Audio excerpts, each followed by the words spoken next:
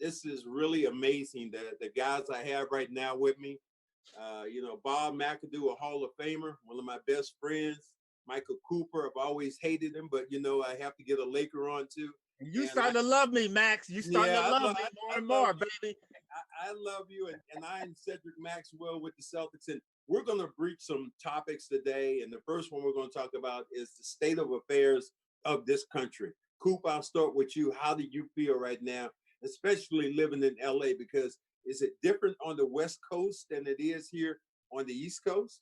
Well, I think it's pretty much the same. You have populations maybe are just a little bit bigger, but you know what? These are times that take you back. And I didn't live in the times back in the 50s and 60s when things, 40s and 50s when things were really, really difficult for African Americans. But at this point in time, history has a tendency to repeat itself, and this is just unprecedented times.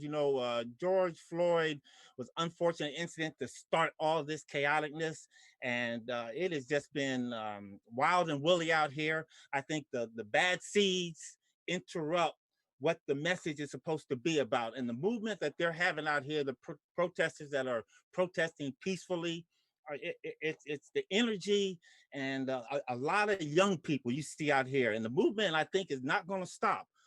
It's unfortunate that the looters and the rioters and the people doing all the negative things at night are really putting a bad place on this, but I love that these young people are standing strong and they're standing out here in Southern California.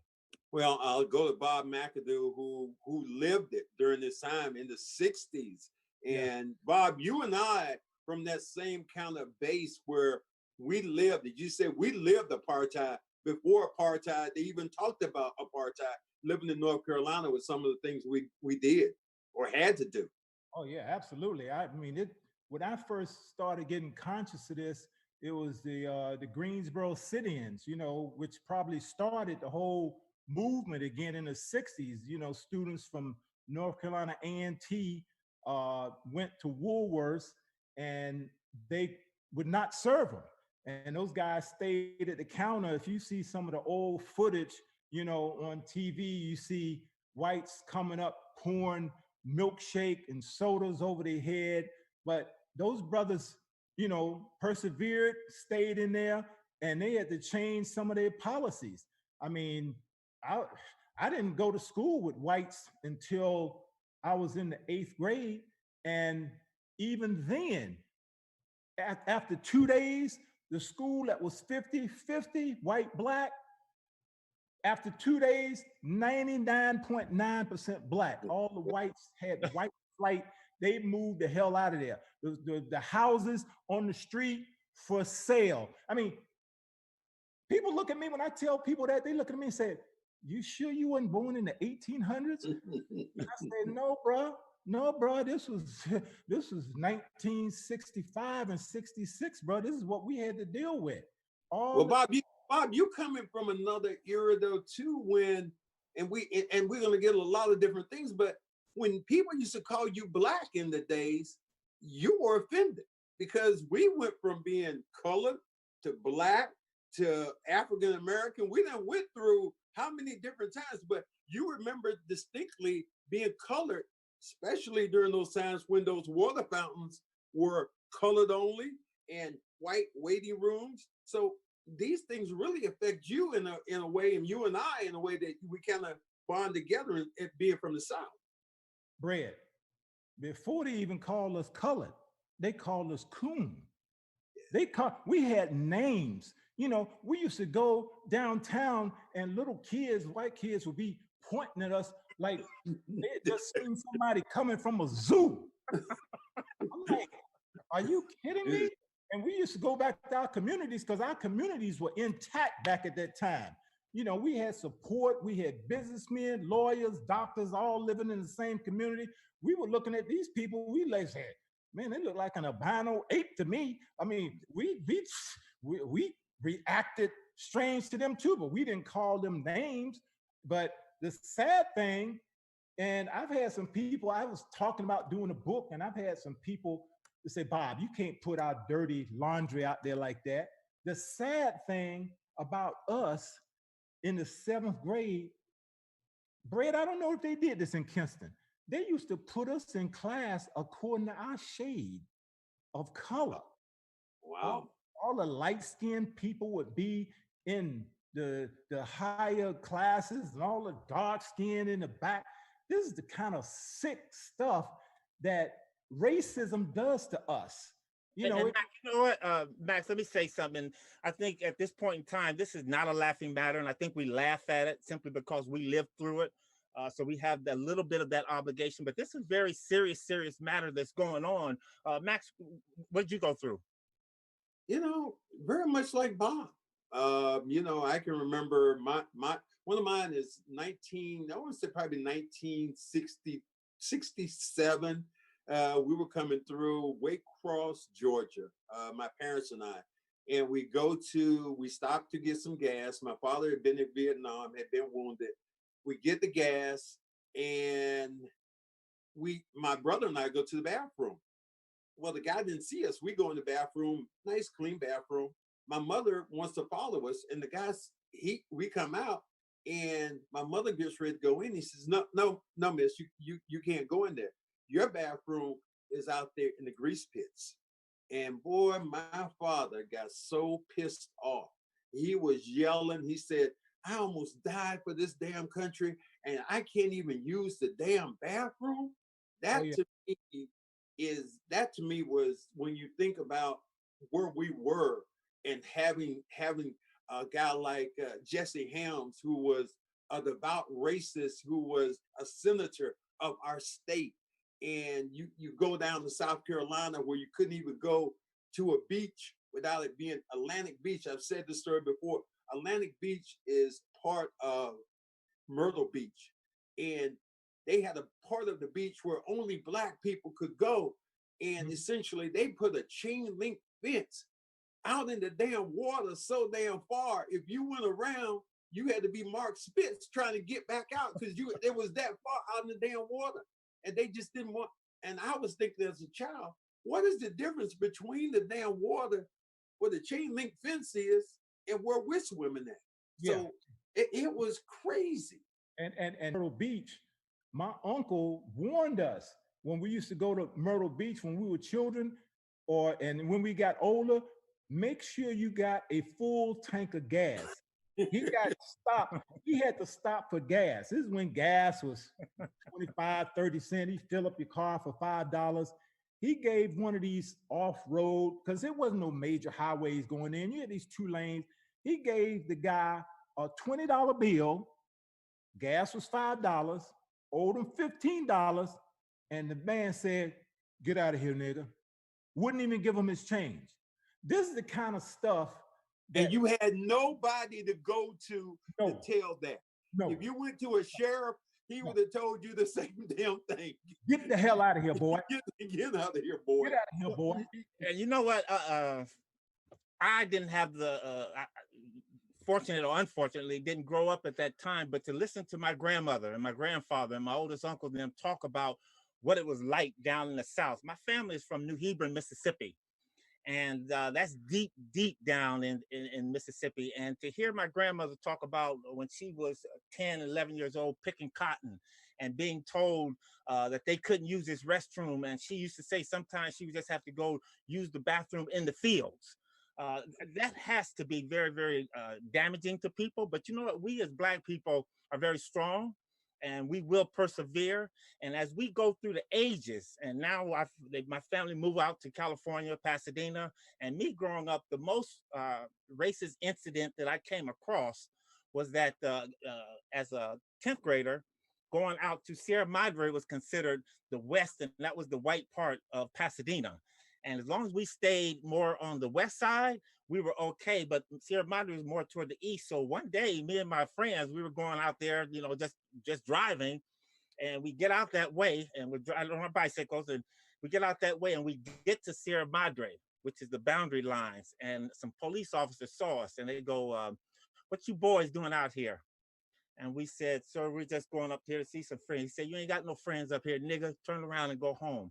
That to me is when I realized what color I really was Mhm. and how much value I had as far as myself. I was only valued to a certain stoplight or streets or street limit for me. And that's when I really started recognizing and trying to understand who I was as a Black person.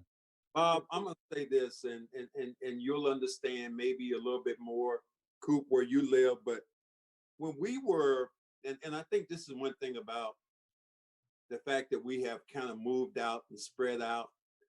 The communities when you were Black, back in the time during the 60s, you were disciplined at that time as a child by not just your parents, but everybody around.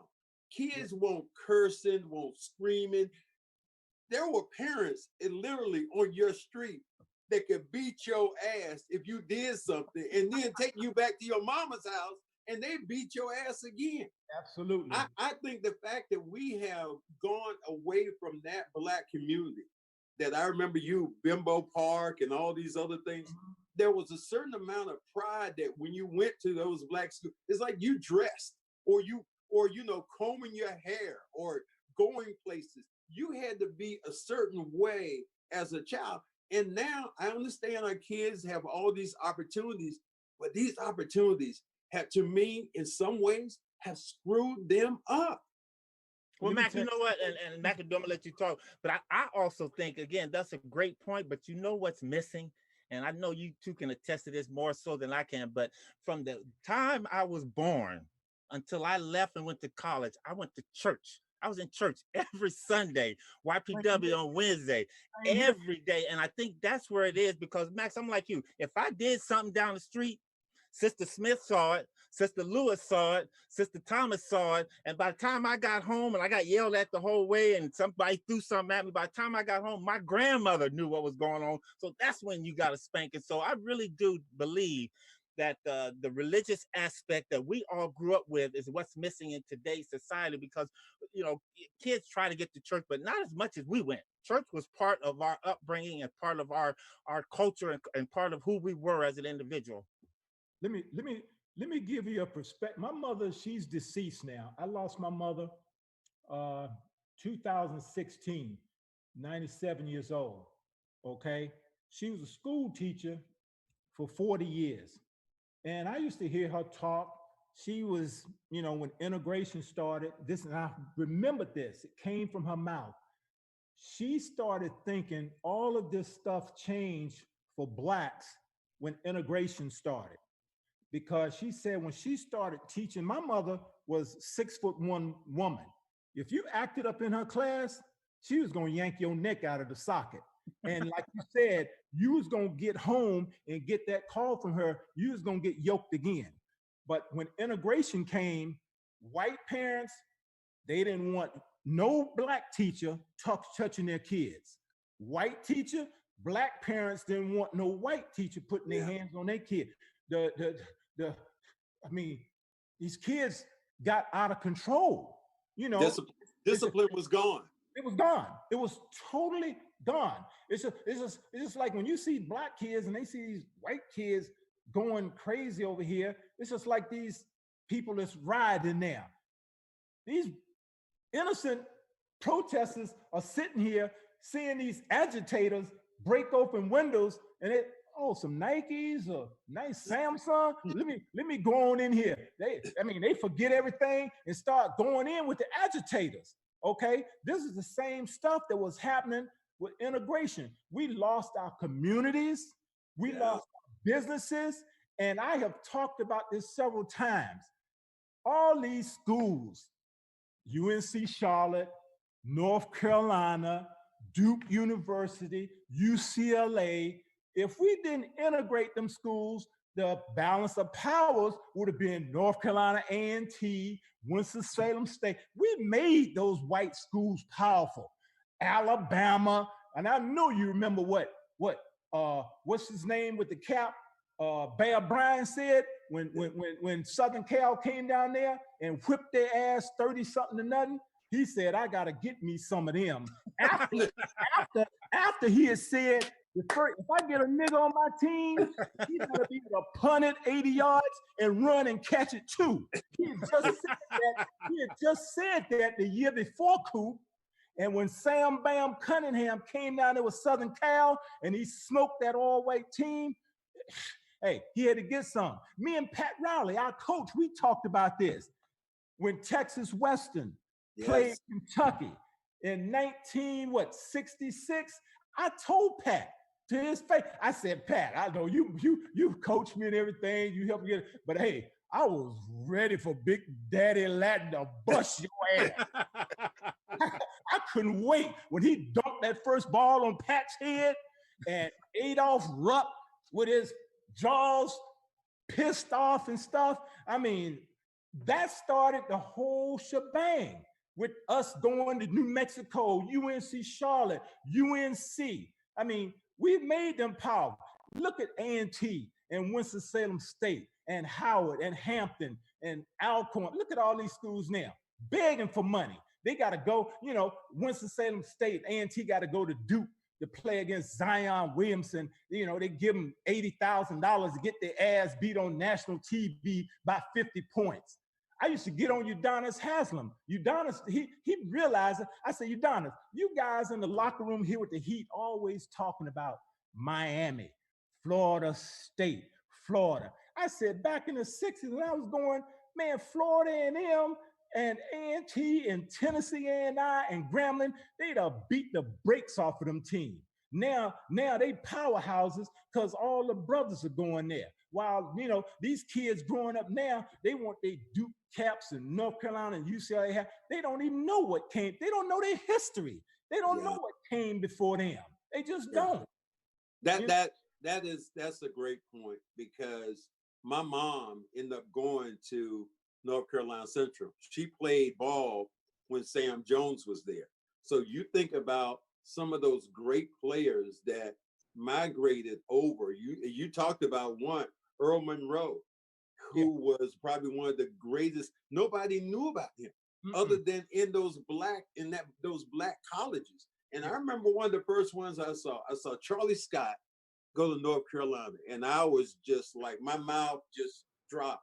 There was a black kid that went from New York and came, and then it was Bob McAdoo after that, and I became a huge Carolina fan because they would play South Carolina University of South Carolina, and they were all white still. Yeah. So you just had this whole thing that you saw a mentality.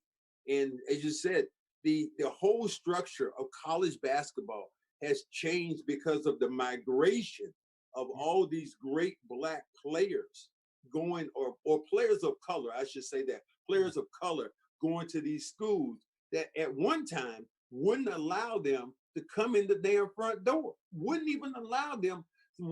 Only thing you could do is be a maid at North Carolina and clean up. You weren't a student. No. And it's just crazy. No.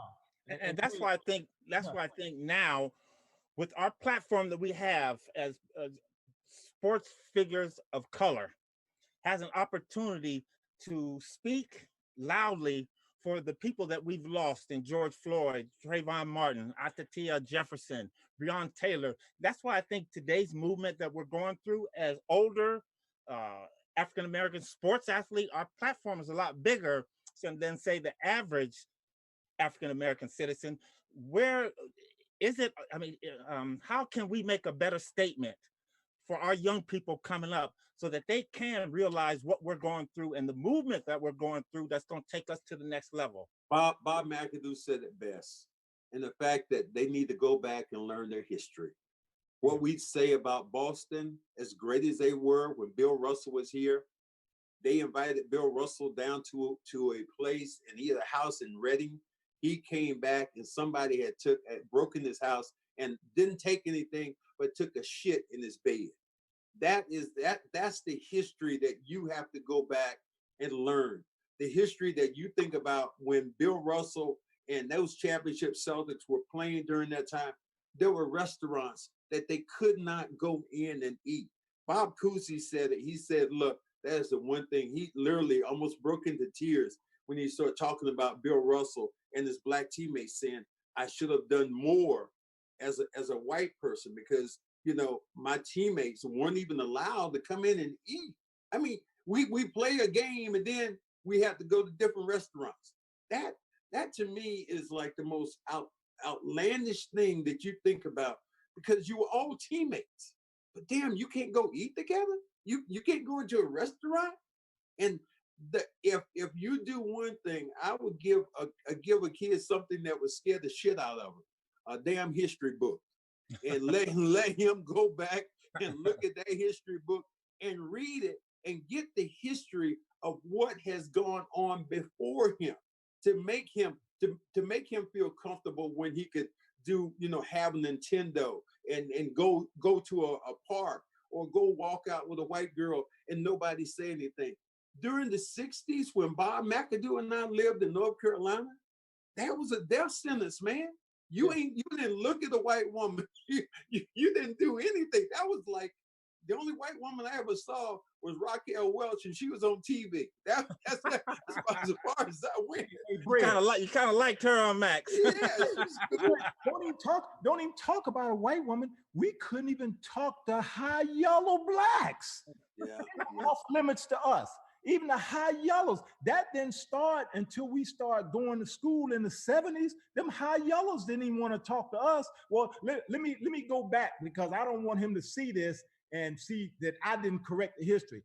After Charlie Scott, it was Bill Chamberlain. Bill came from New York too. And then it was me. I was the first local North Carolina player. Brad can tell you this. They just didn't have, the coaches really didn't have respect for us. They used to go to DC and Philadelphia and New York to get their players. But we'll get on that another time. But talking about, look what the NFL owners did to Colin Kaepernick. They silenced him. You said we got a platform. He had a platform. Neil, I wonder what these NFL owners are thinking about him now. He took a knee and people turned it into something else. Disrespectful. Your man up top talking about get those son of a bitches, fire them son of a bitches. I'm just wondering, when they start the NFL season, what they gonna do now with this national anthem. I think you're gonna see these brothers in full force taking a knee. And what are these people gonna say? What are they gonna say? They're gonna silence all these brothers? I think they're gonna take a stand, or they should take a stand. Isn't it, Bob? Isn't it so ironic that we talked about taking the knee, and then you look at Mr. Floyd taking the knee and dying because of it? I think that's the irony of it, that essentially Donald Trump ran on that platform. Yeah. Of somebody taking a knee or not taking a knee. Now, as you like to say, I'm gonna do the Bob McAdoo thing right now. Put my fists up, and get a power sign, and I'm gonna go like your boy would do, like Malcolm X. What did they say about that? Chickens have done what? Come home to roost. Yeah. and our young people are taking a bold step forward. And I think one of the things that bothers me, and I think this quarantine has really helped me as far as a father raising my 14-year-old son, 15-year-old son, is that they spend so much time on them 2Ks and on the internet and this and that. Back for the last month, my son has to come and watch the news with me 30 minutes. So he understands what's going on in today's world, because what things are being voted on and voted out, and our president doing the things that he's doing, it'll affect us as senior citizens, but it's going to be it's going to affect him when he's 35, 40 years old. Well, Coop, I'll ask you this. How does it affect your household? Because you have a different household, a different makeup.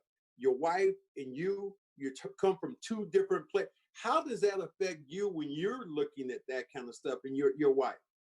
Well, I think we live by the standards of moral of what is right and what's wrong is wrong. It doesn't matter what color you are. And I think that's the most important thing. And, my wife has her values. She's from Sweden, and I definitely have my values, but we try to meet in the middle and just understand where our world is heading and how we have to raise our son together. So it has to be by the morals. Again, going back to the Bible, the 10 Commandments are big to me, and people forgot about those. You'll ask some kids the 10 Commandments, they couldn't name you one or two of them, but my son can name all of them. So I think that's the most important thing, is what you teach your kids at home. But right now, And this is important for us right now, before all these people that have lost their lives, going all the way back to Emmett Tillis.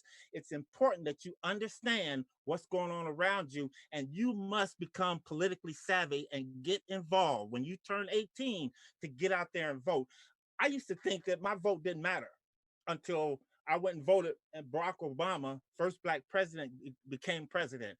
That's when I really took a big sigh of proudness in me, because you know what? My one little vote, it does matter. And I think we got to get our young youth today, and I think they are standing up and they're making this happen with this movement that you're going on, this protesting, is that they understand now that you, one voice, many voices make one voice, and that one voice can make turn it into change. Well, let me say this. You know, we talking to probably a lot of friends now during this pandemic, during the riots and stuff. I've got 4 friends. 2 of them are ex-NBA players. I've talked to them, just what you're talking about, Cooper, about you got to get young people out. We got to get the older people out too. They are saying, I ain't doing it, bro. I don't like Trump. I don't like Biden. Ain't nothing gonna change. Ain't nothing you can say that can change my mind. They say, Bob, nothing is gonna change. Why would I waste my time voting? And I try to tell them, I said, look, don't be selfish. It's for your kids' sake. I said, they're gonna probably lose health care. They're gonna lose, you know, all of you getting Social Security now. I said, the Republicans are trying to take, those a few things. I ain't no intellectual like Michael Dyson. I can't explain all this stuff, but I just said the simple thing. I said, look at here, let me put it in my simple Greensboro terms.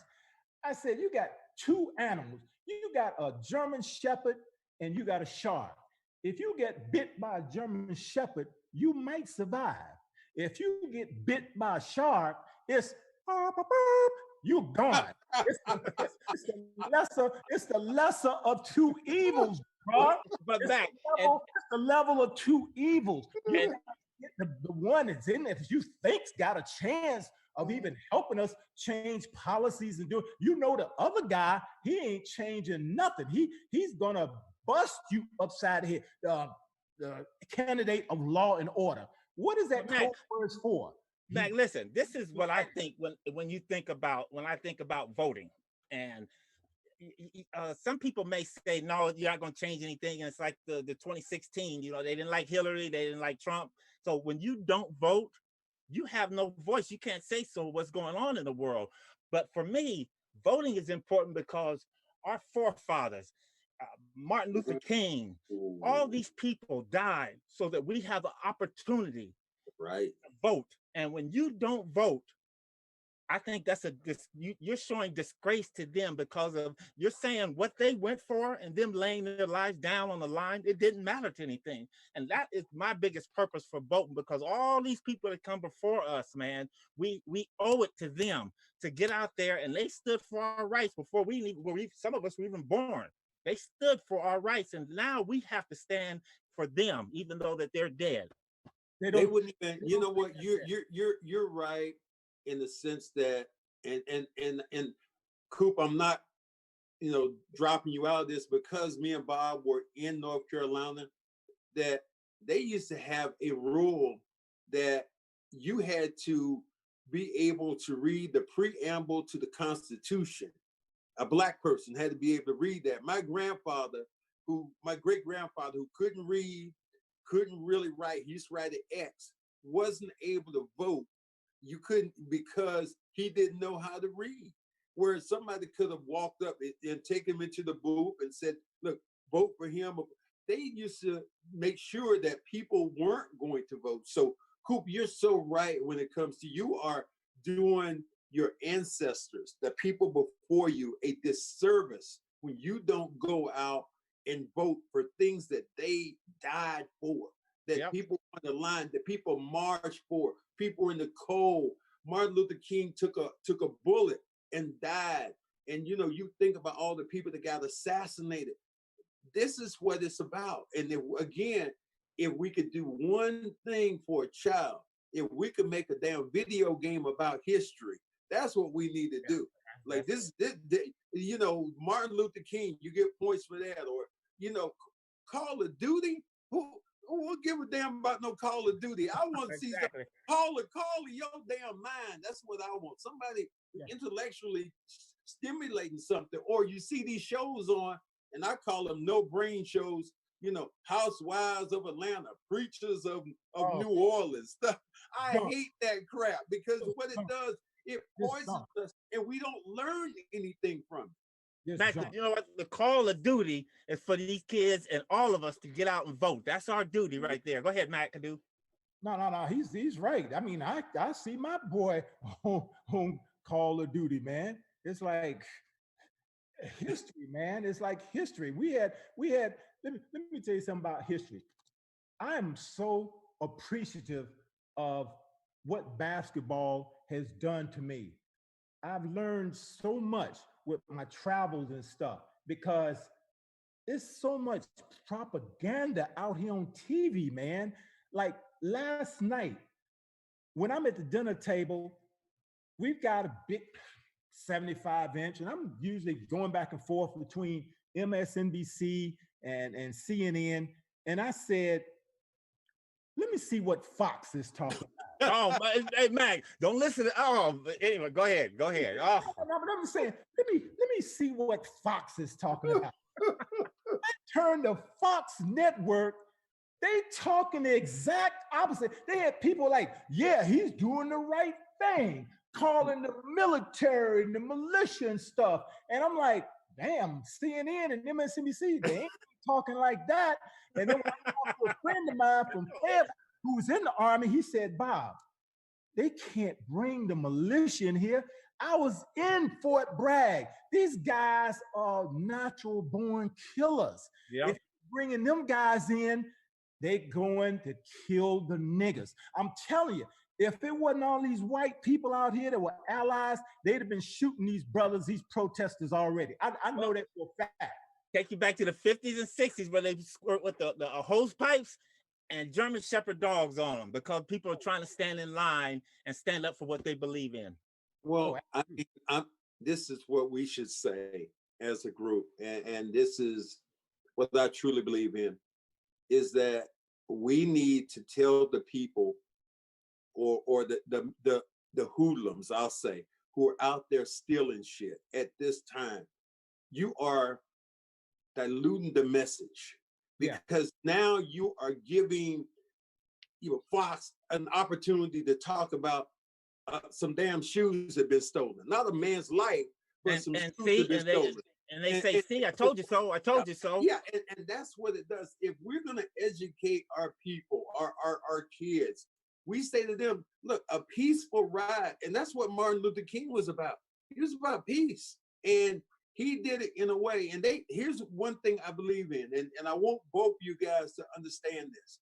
There was something I just read the other day, and they said July the 7th is called a blackout. And what they wanted people to do on July the 7th, people of color, is not to spend $1. And what that would do, and the guy added this all up, calculated it up, he said it would come up to $10 billion. So how do you change things? You change things sometimes economically. How did they do the busing boycott when the buses were down there and they wouldn't let Rosa Parks on it? How did they do that? They hit them in the wallet. They stopped getting on the buses. The bus company was losing money. How do you get people's minds sometimes?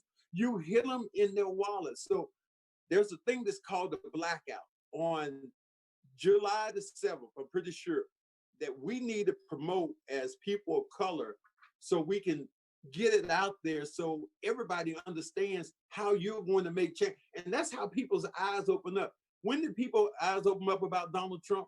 When the damn stock market went down. Yeah, he said all this stuff about, minorities and women and all this. Now, when the stock market comes down, whoa, oh shit, get Trump out. We don't want Trump. But as long as they were making money, it's a whole nother thing. That mighty dollar, boy, the OJ said it right. That mighty dollar, man, is something else. Some dead presidents, they talk. Yeah, hey, Brad, I'm with you. I got that message. I know about the blackout. Thank you for repeating. Let me ask you this, Mac. okay, I understand what both of you are saying about the blackout, but is it time to be quiet now? Don't you think we on a roll that we gotta keep talking and saying it loud, as James Brown say, keep talking and saying it loud? Oh no, you are talking though. You're talking when you don't spend money. You're talking. Absolutely. If you go into that situation, you don't spend a damn dollar, and that store losing money. Those are words. They resonate. As we say sometimes when you're talking about money talks, bullshit walks. Yeah, And yeah. That's Right. that's when you talk about, yeah, we can still talk up to that time, Cooper. I believe we do. And I think that because we're talking, I think it's golden. But when we start talking about the economic power of things in this world, that is when you're going to make a real change. When you have people of color who understand the power of a dollar and how to use it. And that's why, again, I am so disappointed in my brothers. And sometimes let's say it this way too, maybe even some white people who have gone out and looted. And they're saying right now, maybe it was the Klan which has gone in and made, did some of these things. So they're trying to, just as Trump has done the whole time, muddy up the damn water where people are confused. Yep. McAdoo? Mac must have to go do his bathroom run.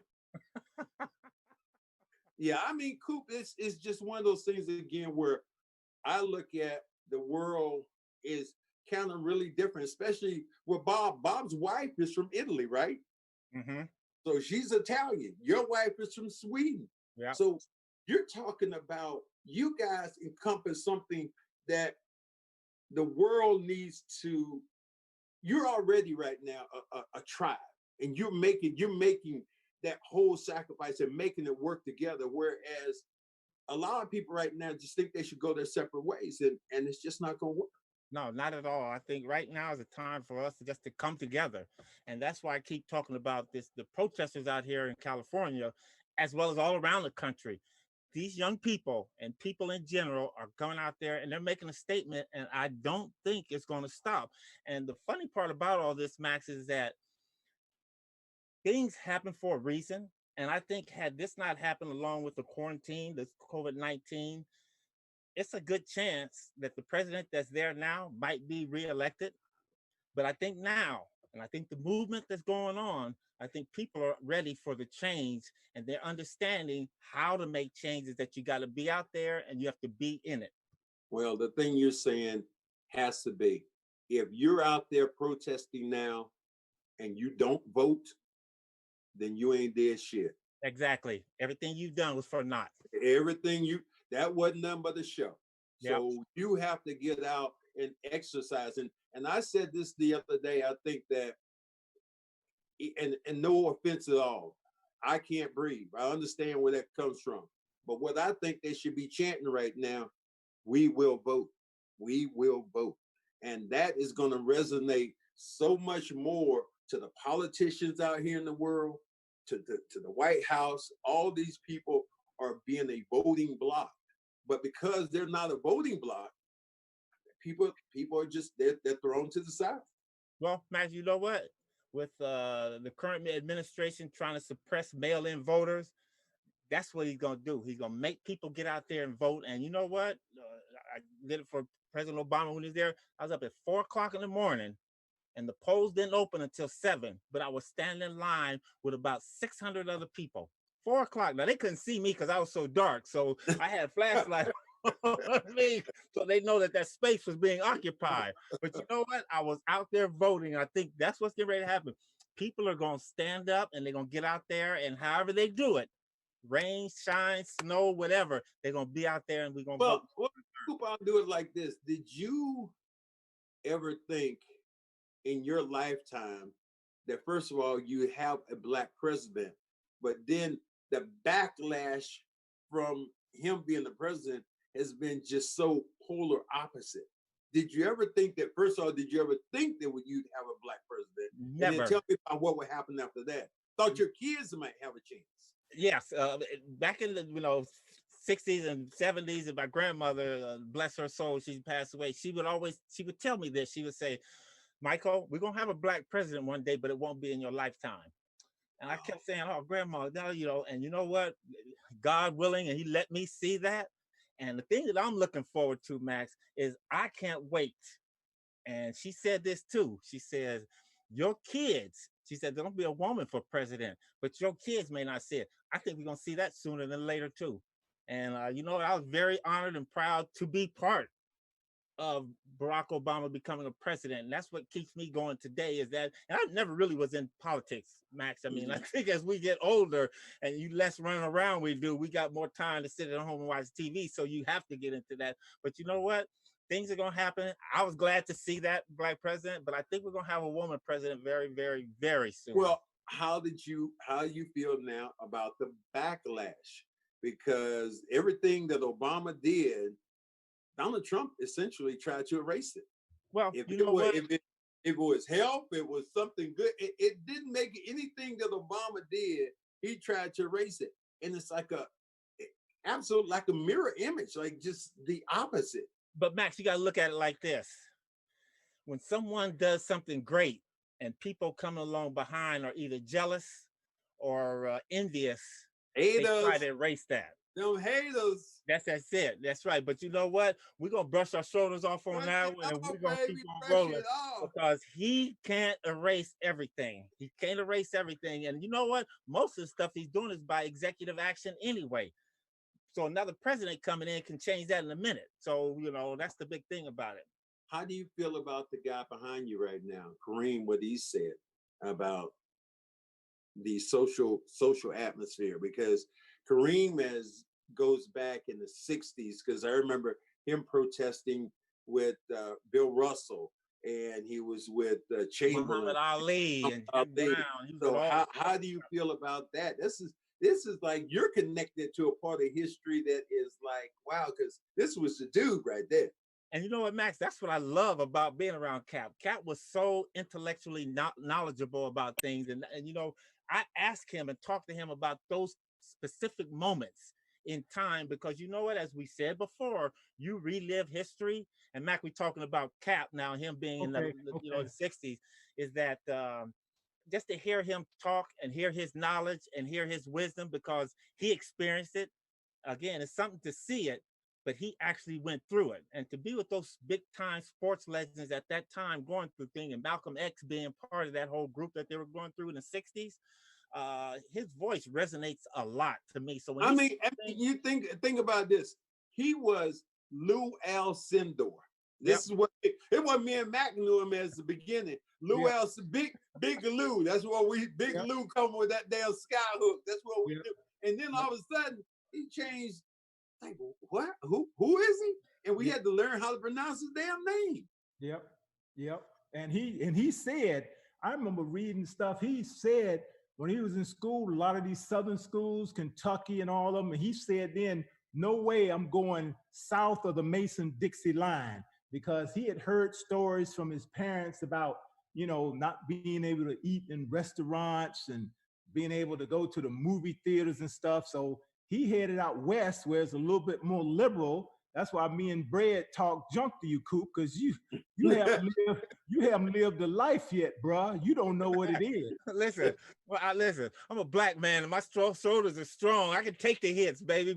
No, I haven't lived that, but you know what? I appreciate and respect and understand and hear your knowledge. And that's the fun part about having friends such as yourself and other people that are in my life, is that I get to hear those. So now that I'm kind of experiencing it now, not to the degree that you guys have, I know how better to suit and how to approach things. I'm teaching my son how to approach things. And you know, it's unfortunate that we have to talk to our kids about being out in the world. And if the law enforcement stops you, there's things that you have to do as an African American that other races don't have to do. And you know what? That's unfortunate, but it's our job to pass that on to our kids. I tell people, I'll tell my kids, I'll talk to them, and even Bob, I got not picked up, but I got a ticket in North Carolina about 3 years ago, going through this town called close to Smithfield, North Carolina, where Smithfield had a sign back during the 70s. They didn't get rid of this sign until 1977. And it was a sign saying, home of the Ku Klux Klan. Love it or leave it. And I got a ticket late at night.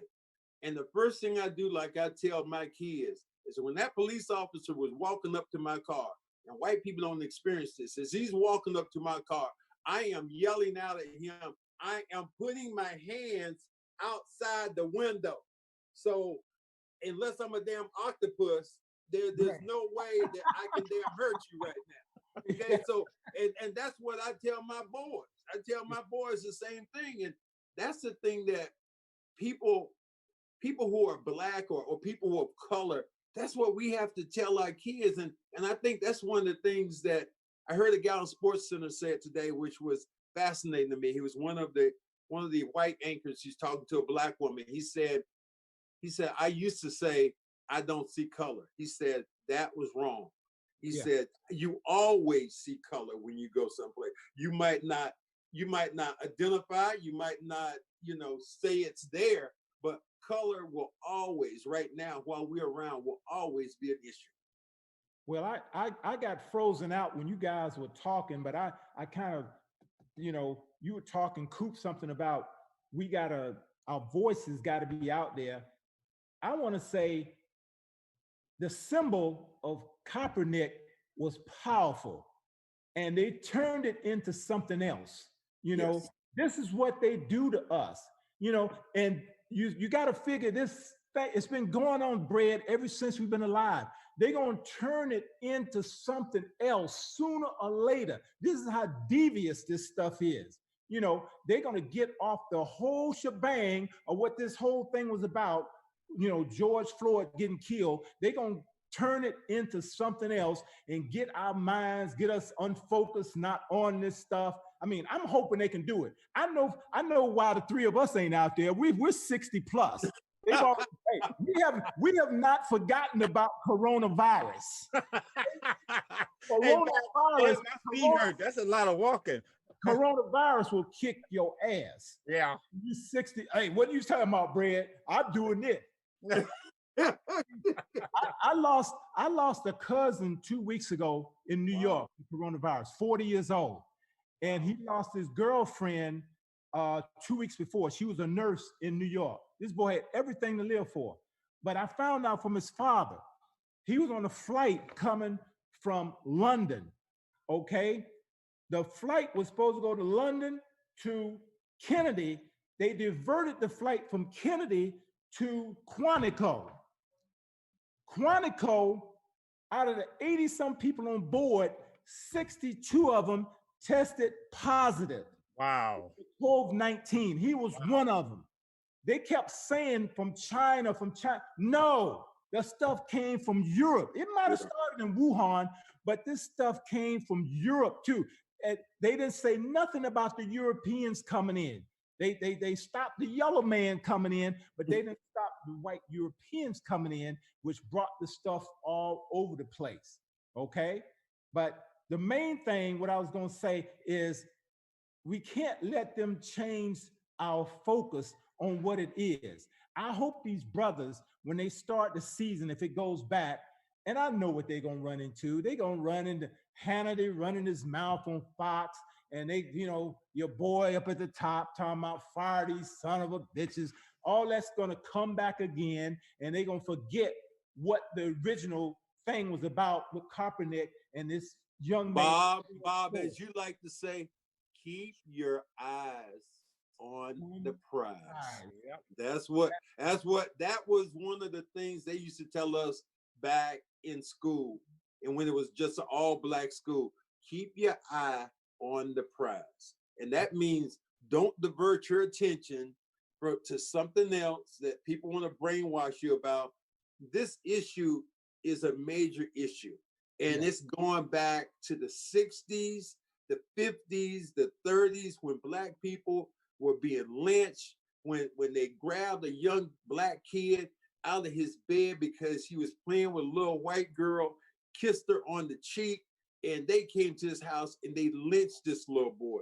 This boy was like 7 years old, grabbed him, lynched him because he had kissed a white girl, a little white girl. And that, to me, that's why we have to keep our eyes exactly where they're supposed to be on like the election, about politics, about power, about money, about finance, all these things. We have to keep our eyes on those things. Oh, we definitely got to do that. But Brad, you know how hard it is. We are all over the place. You know what I'm saying? We're not one. We're not like an ant farm where everybody's thinking the same. You know, we got people over here, over there. You know, they were Trump, they were McConnell, they were Strom Thurmond. Oh, talking about Strom Thurmond, the most segregated George Wallace guy you ever want to see. And this dude was jamming his maid, had a black daughter. You know, I mean, did you read about that, Coop? Yeah. Mac. This guy had a black daughter, and he's like George Wallace standing in the doorway talking about segregation forever. Get these niggas out of here. And you got, I hate saying it, I ain't gonna say it. You got a black daughter, you know. I mean, But back, it goes back to what Brad just said. We got to keep our eye on the prize, and all that other stuff is fluff and glitter and glamour, and that's what we have to keep our young people thinking. November the 3rd is going to come real quick. Yeah. These distractions with the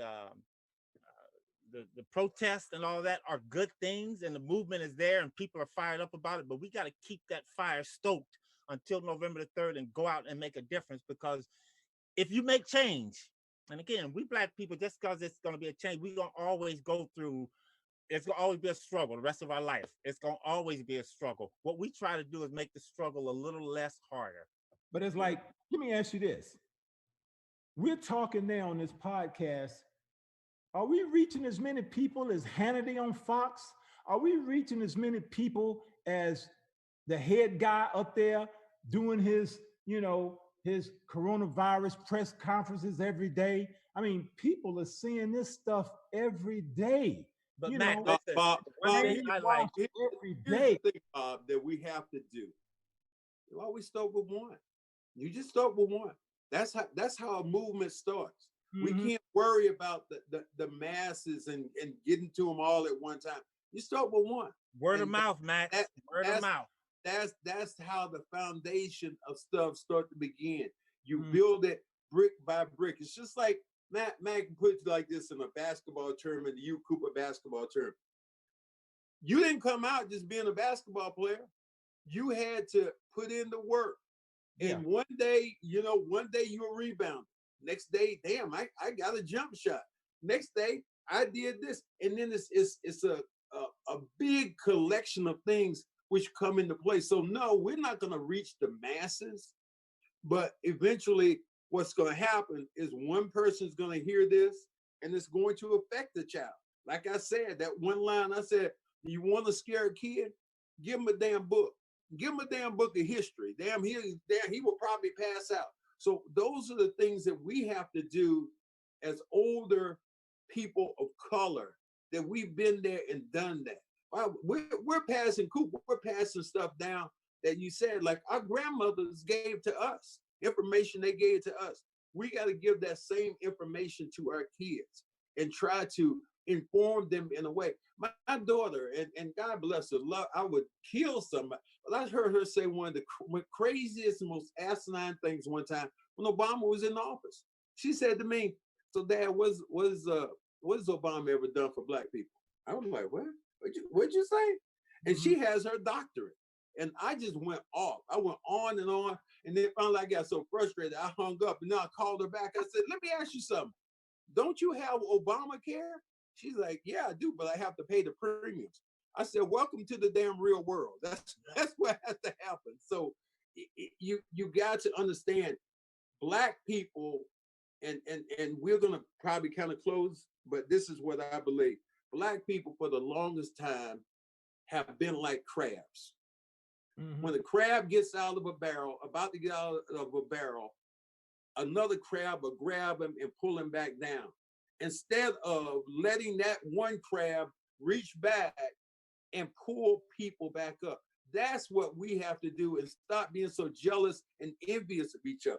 We are one. We are a people. We are a race that has been through so much. We were in Africa. We were the days. We all these things we've done, but we have to learn to start helping each other. And if we don't do that, all this talk that we do right now, that's just some bullshit.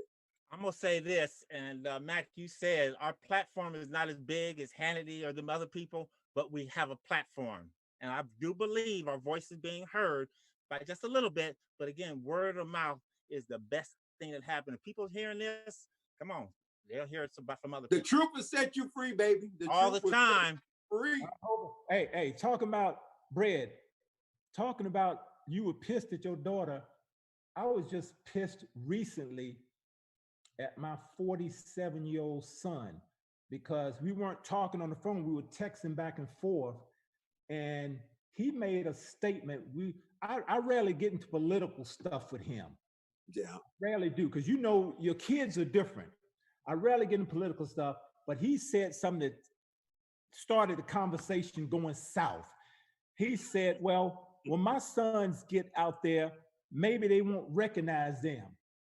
He's married to a Russian girl. He's got 2 mulatto boys. I'm like, what the fuck are you talking about? What are you talking about? I know they light skinned, but if you got a tent, brother, when they walk out of that house, you better be.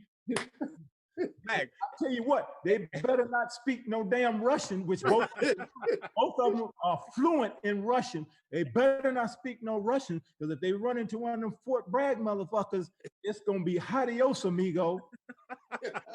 Mac, that's kind of what I tell my son. When people look at you, they look at you as a man of color. They don't see white.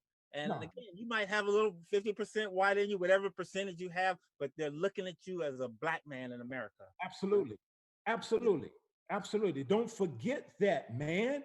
I mean, it's like I had to do the Italian thing to him. I'm like, what the Mac, fuck, you got to do that to him too, Mac.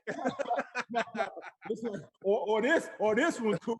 They do this in Italy too. You remember this one, Coop? Up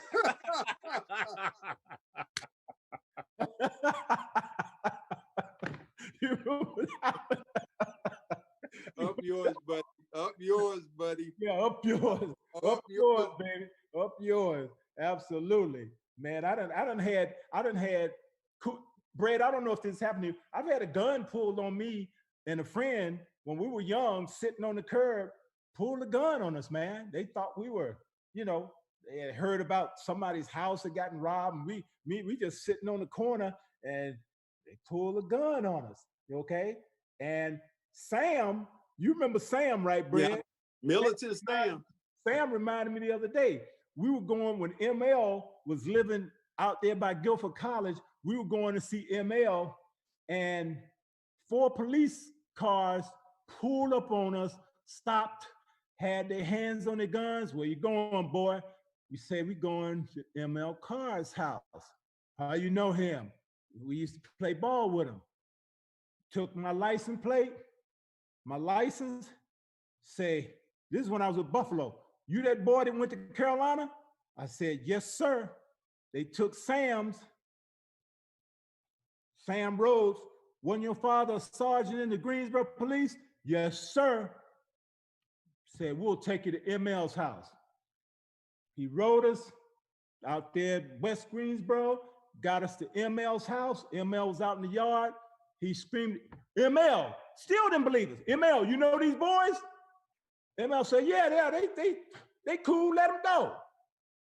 This shit happened to us.